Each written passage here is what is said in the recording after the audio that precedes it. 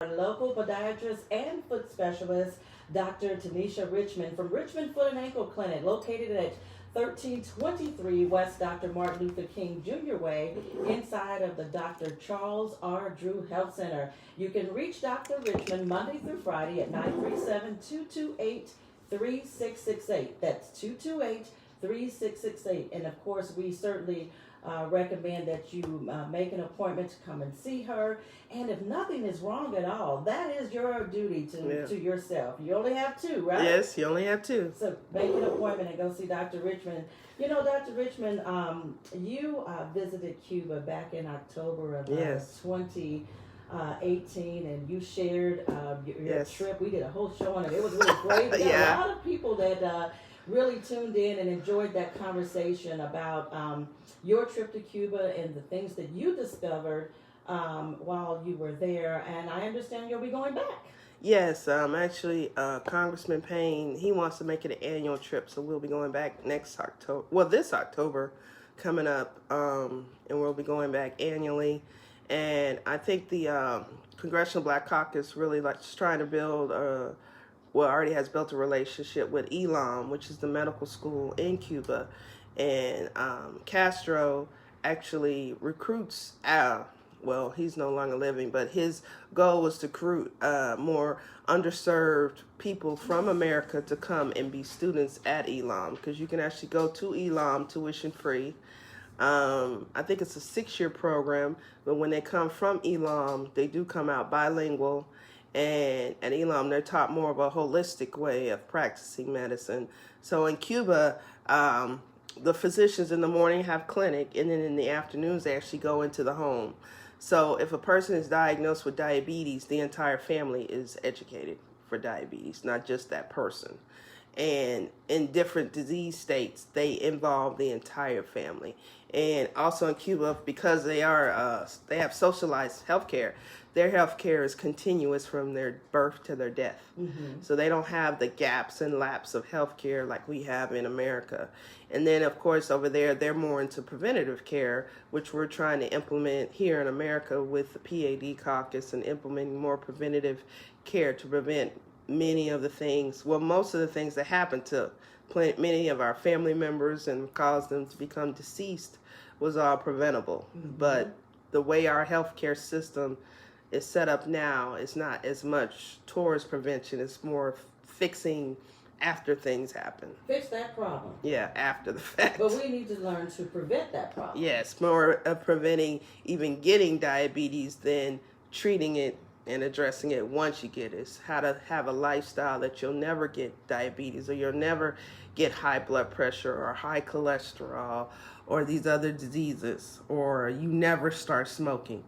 So things like that. But I mean, it's going to take past my lifetime, your lifetime. It'll probably be something that will be fixed maybe by the time our grandchildren. Right. But the hope is that it'll get better. Yes. I mean, every little thing does help. But, you have to just start. And that's with anything in life. You just got to make that decision. I'm going to at least start. So as you enter into your second and, of course, your annual trip to Cuba, what will be your focus going into the second trip compared to when you did the first trip? I think this time I want to get more into the culture of Cuba. I want to learn more. I did learn a lot about their healthcare, but I would like to learn more about actually how they set up their preventative healthcare, because they actually risk stratify their people based on their healthcare risks. So if you're a smoker, you're stratified to this level. If you're a diabetic, if you're this, you get stratified, you get treated differently according to your health history. And then, of course, I want to learn more about the African culture of Cuba. I think in America, our history has not led African Americans to be as proud of being of African descent as they are in Cuba. They wear it proudly. Here we kind of try and poo-poo it and say, oh, I'm African American, but we truly don't say I'm African American. We are a gumbo of nations, even though we have a current person in the that wants to separate out this gumbo, but this is what we are as America. And this is what makes us such a great country, because we have so many different ethnicities and cultures that can mesh and make this country better. And going to Cuba, it made me have so much pride in my African history. And then also, on top of that, going to the African American Museum and Smithsonian in D.C., I was actually able to see from the beginning of slavery to current our history. So all of that kind of just it was life changing to see all of that, and I just want to see it again. Especially the artwork is so beautiful there, and you just don't walk around and just see beautiful artwork. Like I think we have something here in Dayton. We have an African American art exhibit, but it's only there for a short time. In Cuba, it's every day. So you can just go to anywhere and just see beautiful art. Yes. And so the lifestyle of those that live in Cuba, their focus is preventive measures. Can you share with our listeners their lifestyle of eating as opposed to our lifestyle of eating? For instance, when you go into their grocery stores, do their checkouts have the candy and gum? No. As you get ready to check out? So share a little well, bit they don't have, because they are a poor country, a communist-based country, there's food is more, actually, it's more kind of like a food stamp system, but it's the entire country. So the entire country gets a certain amount of food. And then I think on top of that, you work and then you purchase more. But they don't have no fast food. There is no McDonald's. There's no fast food. Their fast food is a sandwich, a real sandwich, not a burger. It's a bologna sandwich, or I actually didn't see their sandwiches, but it's a sandwich. It's not fast food. And then the average person there, I think, cooks pretty much all their meals. And then they don't have as much transportation as we do. So we saw a lot of people walking, riding bikes. And then, of course, they don't eat the amount of food we eat. And their food is very lightly salted. And there's not a lot of fried food as well. Most of their food is baked. And most of their food is fresh. So it's the quality, it's how the food is cooked, and it's the amount. And then it's fresh, so it's not processed. As I was listening to Marquetta talking about the types of food, their food is not as processed as our food. It's more straight from the garden to the plate. And on a personal level, it really changed you, because you even talked about we have all of these gadgets and these things in America, and they don't have a whole lot there, but they have a lot. They have a lot. On the other hand, can you share a little bit how that shifted you? Well, it took me out of, I guess, the day-to-day grind of living in America and seeing how other people could live with so much less and they were happy and content. I think in America, we get inundated by, everything. You need the latest phone. You got to have the latest phone, plus you got to have the watch that goes with it, plus you need the iPad, the Mac. All the things. You need the earbuds, you need this, you need that. And if you don't have the latest earbuds, then you're not cool, or, and over there, you just didn't see that. And then in our society, we're having problems with people getting hit by cars because they're texting and tweeting and walking down the street and walking across the street without looking up. But over there, you don't see those things because you don't see a lot of people walking around with cell phones. And their Wi-Fi is not as good as our Wi-Fi is very poor. So you see people more clustered in certain parts of the town to the Wi-Fi hotspots. And then those kind of become social gatherings, but they're social to each other. Speaking of social gatherings, as we prepare to wrap up, and we've got a few more minutes left, can you talk a little bit about their social life? Are they moviegoers? Is there a lot of entertainment there? What do they do to relax? Or is there bowling? From what we saw, it's not.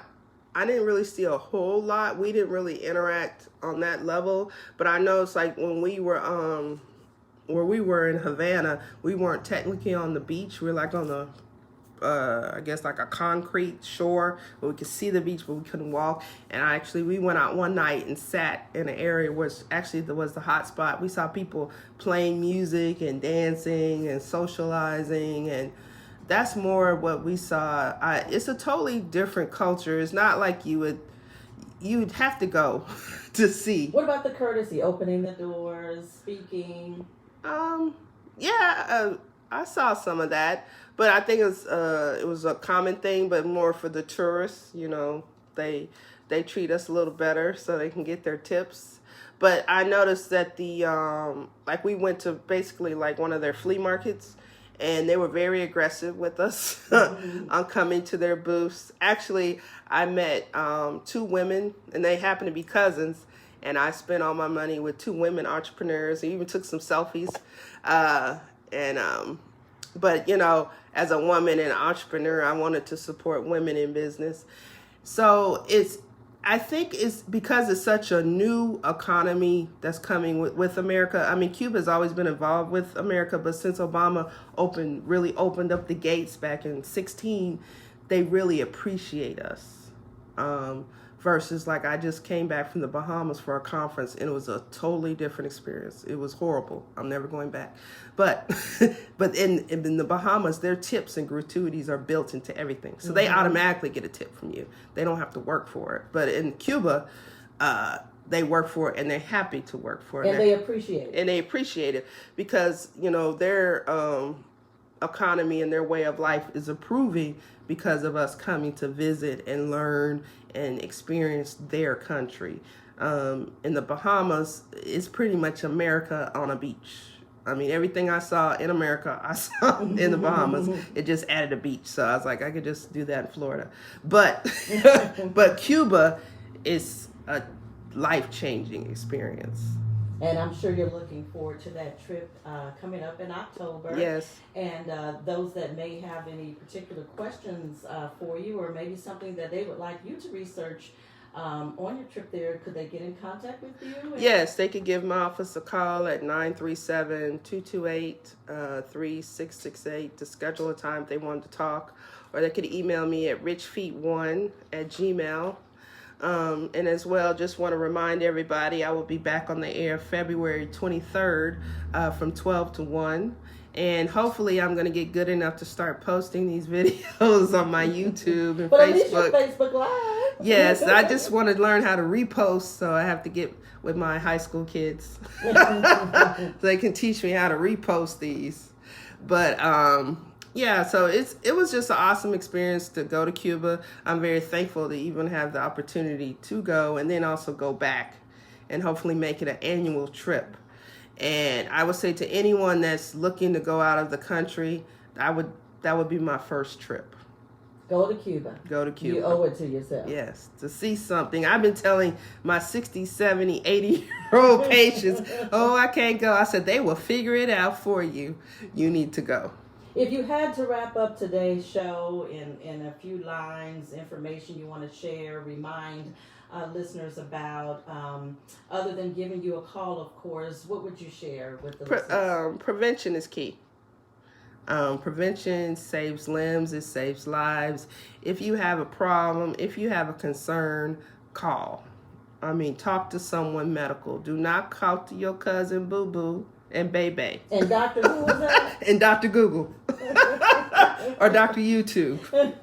I mean, you need to talk to someone medical. You need to have someone to look at your problem, address your problem. Do not try soaking it, digging out some 5-year ointment out of your fridge or out of your bathroom, or taking antibiotics that are 10 years old, trying to cure something that you don't even know what you're trying to treat.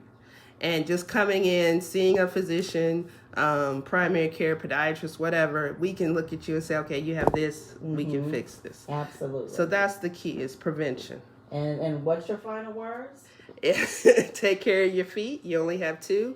There are replacements, but they're only made of metal or plastic. All right, Dr. Richmond, we thank you once again. We always enjoy your show here on WDAO once a month here on the 4th Saturday of the month. And as you stated, you'll be back February 23rd. Yes, February 23rd. Black History Month. So you may have some interesting facts with us regarding the African American feet. So we'll look forward to that. And African Americans in health and science. All right. right. Well, we look forward to that. February 23rd, Dr. Richmond will be back with us. You can contact Dr. Tanisha Richmond at Richmond Foot and Ankle Clinic, 1323 West Dr. Martin Luther King Jr. Way, inside of the Dr. Charles R. Drew Health Center, 937-228-3668. Dr. Richmond, thank you so much. Have a wonderful weekend. You too. You're listening to AM 1210